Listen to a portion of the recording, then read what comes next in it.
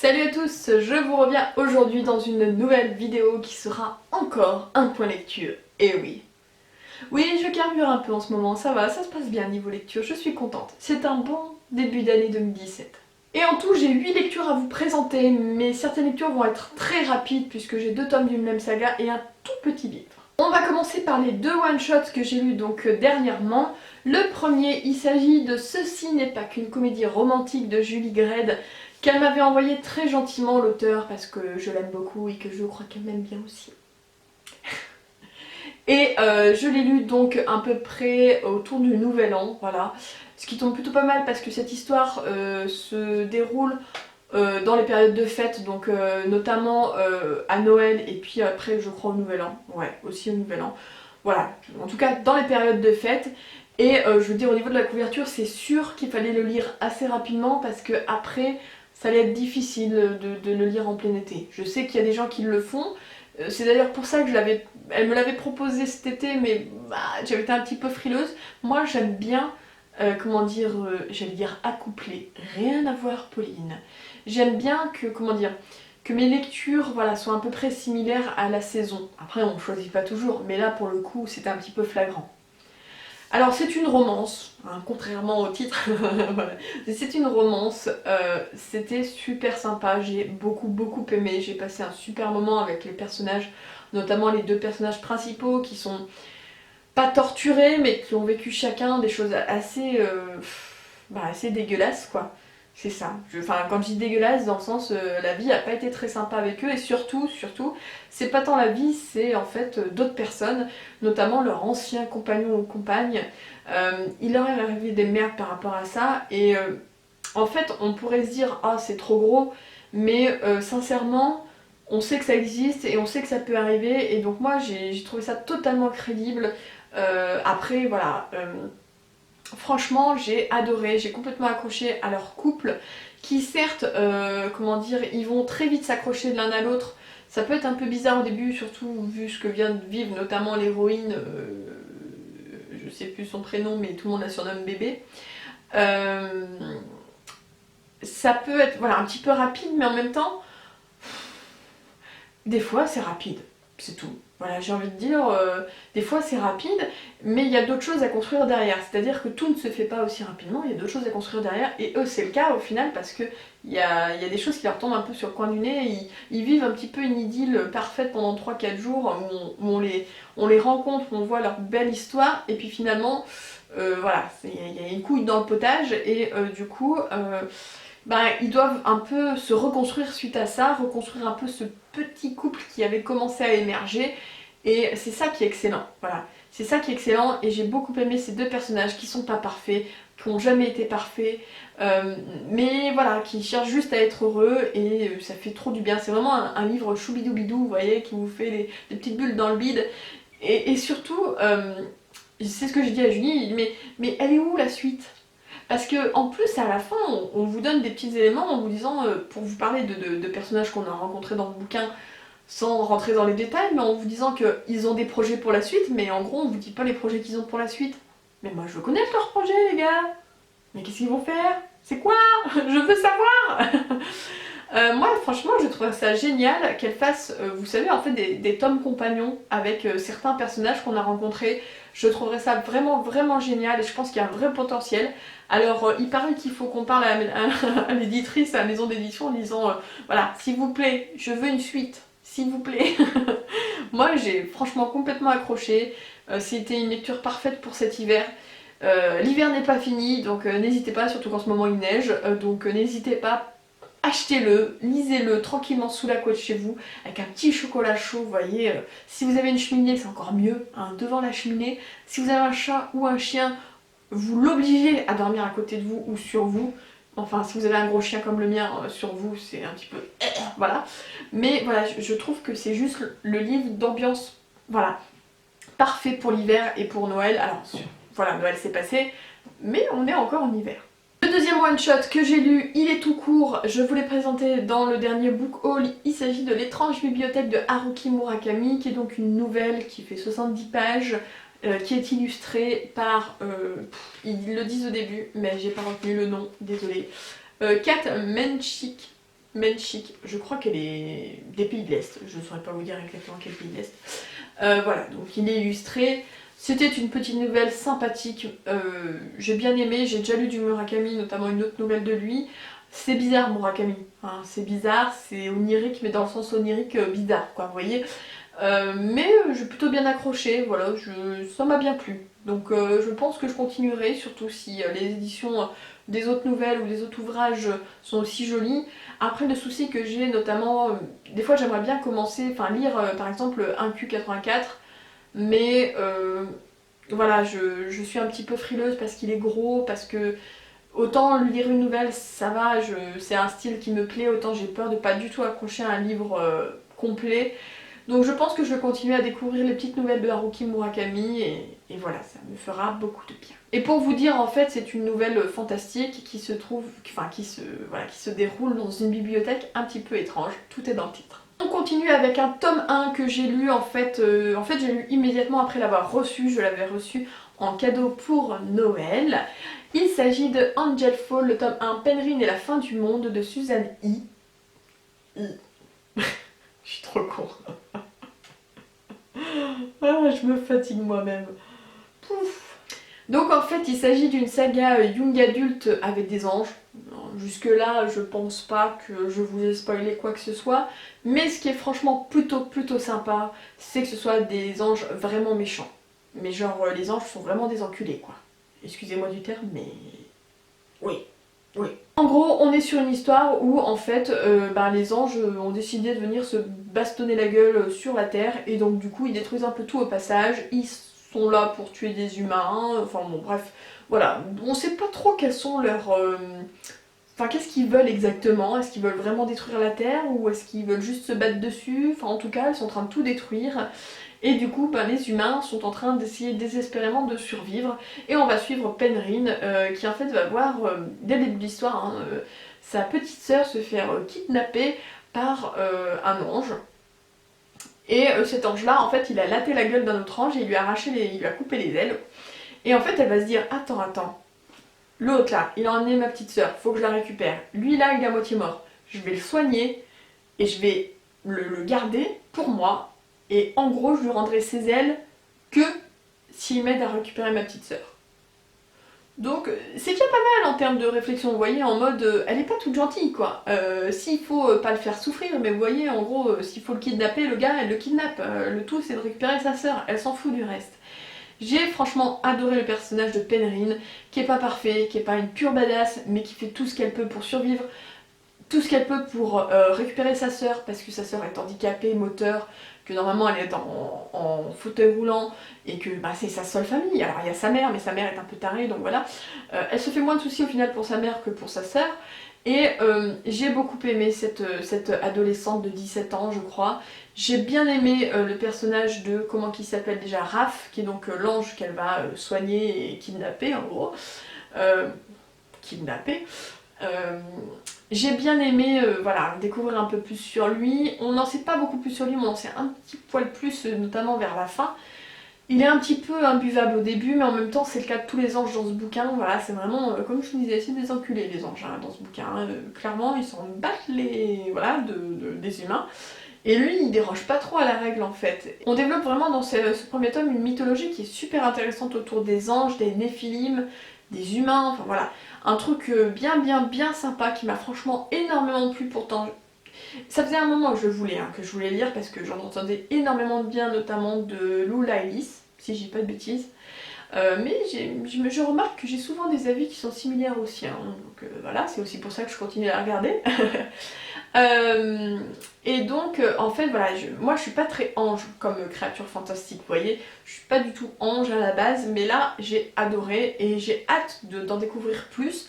Alors du coup j'ai hâte surtout que le tome 2 sorte en poche, donc Pocket Jeunesse si tu m'entends, s'il te plaît, sors le tome 2 et le tome 3 en poche, ça serait super cool. Parce que voilà, j'ai adoré ce premier tome.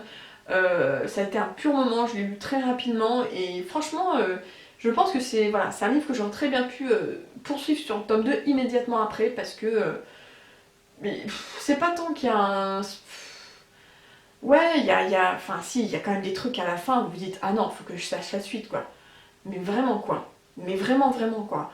Et l'auteur, elle est quand même assez sadique avec ses personnages, faut bien l'avouer. Moi, je la trouve quand même pas mal sadique. Et c'est ça qui est bon. C'est pas une auteure qui est dans le gnangnan au cucul la praline. Elle est sadique. Des fois, ça fait pas de mal.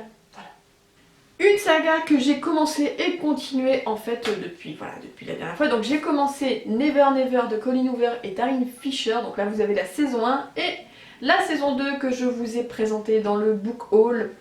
Et le troisième tome, donc au moment où je filme, je ne l'aurai pas encore lu, mais ce sera fait d'ici le prochain point lecture, ça c'est sûr. Et donc en fait, j'étais pas mal attirée par cette saga, j'en entendais un petit peu du bien, voilà, je sais pas, ça me donnait envie, et puis Colleen Hoover depuis le début, enfin de tout ce que j'ai lu d'elle, c'est-à-dire pas non plus énormément, mais ça m'a bien plu, les livres étaient petits, je me suis dit que je risquais pas grand chose, et effectivement j'étais agréablement surpris. Il y a un petit côté fantastique dans ces bouquins, voilà, dans les deux bouquins que j'ai déjà pu lire, c'est une trilogie. Il y a un petit côté fantastique, une romance qui est jolie, mais qui est pas forcément... Alors, elle est mise en avant, mais finalement, elle est plus... je sais pas comment vous dire. Moi, j'ai plus l'impression que c'est leur recherche en elle-même qui est importante, voilà. Un peu le road trip, entre guillemets, dans le sens où nos deux personnages principaux se réveillent au début de la saison 1 du premier tome. Ils ont plus de mémoire. Mais ils savent pas pourquoi ils ont plus de mémoire. Et ça leur arrive d'un coup, quoi. C'est-à-dire qu'ils sont au lycée et tout d'un coup, en fait, c'est un peu comme s'ils se réveillaient et ils disaient, mais en fait, je suis qui? Et ils sont là, ils ont des sueurs froides parce qu'ils se disent, putain, je suis au milieu de tout le monde. Bon, ça fait plusieurs personnes qui m'appellent Silas pour le garçon. Ça doit être mon nom, Silas. Ok, il faut que je trouve des indices pour savoir qui je suis. Voilà, et en fait, c'est ça que j'ai trouvé génial, c'est vraiment la recherche de qui ils sont. Donc ça, c'est surtout dans le tome 1, qui ils sont. Et à la fin du tome 1 et au début du tome 2, c'est finalement pourquoi ils perdent la mémoire et comment faire pour plus que ça se fasse, quoi. Mais il y a une vraie raison de pourquoi ils perdent la mémoire. Je la connais pas encore, très sincèrement. Je pense que je la connaîtrai dans le tome 3. J'ai hâte, du coup. Mais voilà, c'est totalement addictif. Et clairement, vous n'êtes pas du tout sur de la romance purement romance, donc pour ceux que ça gênerait un petit peu. Bien sûr, il y a la romance puisque c'est deux personnages principaux qui sont en couple, enfin, ils apprennent qu'ils étaient en couple avant d'être amnésiques, mais finalement, ils se connaissent pas eux-mêmes et ils connaissent pas l'autre, donc finalement, ils se disent, mais en couple, ouais, ok, mais je suis pas quittée, moi, voilà. Et c'est super intéressant, il n'y a pas de fesses du tout dans ce livre-là, en même temps, en fait, les personnages sont lycéens, alors vous me direz, ça peut ne pas empêcher quoi que ce soit, mais il n'y a pas de scène décrite ou quoi que ce soit, en tout cas dans ces deux premiers tomes. Et moi j'ai trouvé ça terriblement addictif, c'est très rapide, hein, 170 pages pour celui-ci, 150 pour celui-ci et 135 pour le tome 3. Voilà, hein, donc ça se lit en 1 heure, voire 1 heure et demie, mais maxi quoi, c'est super addictif, ça se lit super vite. Et je ne regrette pas de m'être lancée, de les avoir achetés, franchement, voilà, c'est super, franchement je vous conseille parce que c'est juste génial. Une autre suite de saga que j'ai lu Malenfer le tome 3, je vous ai présenté Malenfer le tome 2 il y a peut-être dans la dernière vidéo pour lecture ou dans l'avant-dernière, voilà c'est pareil. J'ai avancé pas mal sur cette saga pour être à jour puisque je vais recevoir le tome 4, alors qui n'est pas prévu pour tout de suite, il est pour mars je crois, mais je vais le recevoir en service presse très certainement. Donc du coup je me suis dit que autant avoir lu le tome 3 et comme ça, hop, dès que je le reçois, je peux me faire le tome 4 rapidement. C'est des petits livres, hein, c'est comme Never Never en termes de nombre de pages, et encore il y en a un petit peu plus, mais comme c'est du très jeunesse, c'est écrit encore plus gros, avec des grosses marges. Voilà, il y avait 250 pages enfin 240 pages dans ce troisième tome. J'ai passé encore une fois un très bon moment avec Gabriel et Zoé, qui sont nos deux personnages principaux. C'est vraiment une saga que je trouve très agréable et voilà, quand j'aurai des enfants, ou voilà, quand il y aura des enfants chez moi qui sont, on va dire, dans du... Allez, 8-12 ans, je pense que c'est vraiment une saga que je conseillerais fortement voilà, de lire parce que y a tout ce qu'il faut en fait. Il y a la famille, les origines, comment dire, l'amitié, le devoir, qu'est-ce qu'on peut faire, on ne peut pas faire. Voilà, il y a plein de choses qui rentrent en compte et j'ai franchement énormément aimé, encore une fois, ce tome 3. Donc, à voir la suite. Je pense qu'ils auront grandi un petit peu dans le tome 4 en termes d'âge, voilà. Et j'ai hâte de voir ça, voilà, comment ils ont mûri un petit peu. Une saga qui sera finie donc au mois de février puisque je viens de lire le tome 2 qui est donc le joyau, enfin ça c'est la saga le joyau. Le tome 2 c'est La Rose Blanche de Amy Ewing. J'avais énormément aimé le premier tome qui a finalement passé un petit peu, pas inaperçu parce que je l'ai quand même vu sur quelques chaînes, mais c'est, je sais pas si c'est parce qu'il est à peu près sorti en même temps que la sélection et qu'ils se sont dit ça va être la même chose alors que clairement c'est pas du tout la même chose. En termes d'histoire, vous êtes quand même un niveau au-dessus de la sélection. Pour le coup, c'est de la romance avec un petit fond dystopique. Là, c'est l'inverse. C'est de la dystopie avec un petit fond de romance. Mais vous êtes sur de la dystopie. Alors, ce tome 2, je l'ai bien aimé. Je suis peut-être à peine plus mitigée que pour le tome 1 parce que je trouve que l'auteur était un peu parti dans, comment dire, je sais pas comment dire, c'est du fantastique, hein, ça c'est clair et net, il y a des pouvoirs, tout ça, on le sait dès le premier tome, mais dans ce tome 2, j'ai trouvé ça un petit peu tiré par les cheveux, voilà. Après, ça m'a pas dérangé en soi, c'est juste que j'aurais jamais pensé qu'elle irait dans ce sens-là, ça m'a vraiment étonnée, et j'ai hâte de lire le tome 3 et de voir comment elle va faire terminer cette saga, parce que du coup, c'est plus du tout ce à quoi je m'attendais, voilà. Mais encore une fois, j'ai beaucoup aimé retrouver le personnage de Violette. Voilà, Violette, donc notre personnage, notre héroïne principale. Toute cette notion en fait dans cette dystopie où vous avez la royauté, en gros, les grands nobles, mais qui ne peuvent plus faire d'enfants parce que elles sont toutes stériles, les meufs là, à force de niquer entre eux là. Et en fait, ils ont des esclaves. C'est même pas des esclaves sexuels, parce que les jeunes filles qui sont mères porteuses ne couchent pas avec les hommes de la maisonnée, hein, clairement. Elles sont inséminées artificiellement. Mais du coup, en fait, voilà, vous avez donc ces jeunes filles qui sont mères porteuses, mais qui n'ont pas le choix, hein, tout simplement. Mais vous avez aussi les garçons qui sont, pour le coup, eux, plus des esclaves sexuels. Pas tant esclaves, mais on va dire des sortes de gentlemen qui sont plus ou moins payés. C'est des prostituées, en fait. On va dire ça clairement. Ils sont pas...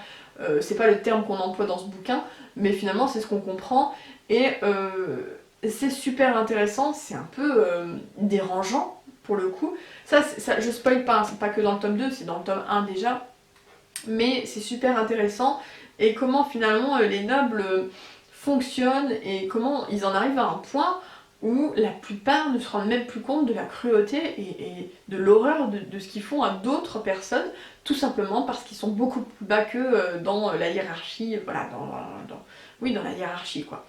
Donc, encore une fois, j'ai adoré retrouver cette histoire-là, cet univers-là. C'est juste que, en termes, au niveau des pouvoirs des personnages, notamment des jeunes filles, des mères porteuses, ça encore, c'est pas un spoil, hein, on le sait très rapidement dans le premier tome, je trouve que l'auteur est un petit peu parti en couille, quoi. Mais après, c'est pas que ça me dérange, c'est juste que je m'y attendais pas et que j'ai hâte de voir ce qu'elle va faire dans le troisième tome et que j'espère que ça partira pas encore plus en cacahuète. Parce que ça serait dommage, c'était vraiment super bien parti. En tout cas, j'ai quand même passé un super moment. Ça se lit très vite, donc voilà, n'hésitez pas si vous souhaitez voilà, commencer cette saga, je vous la conseille. Donc c'est une trilogie finie depuis peu, mais elle est finie et moi je la finirai en février. Et le dernier livre que je vous présente est un livre qui pour le coup est ma stock, puisqu'il s'agit de Cress, le tome 3 des Chroniques lunaires de Marissa Meyer, qui était dans ma palle depuis plus d'1 an.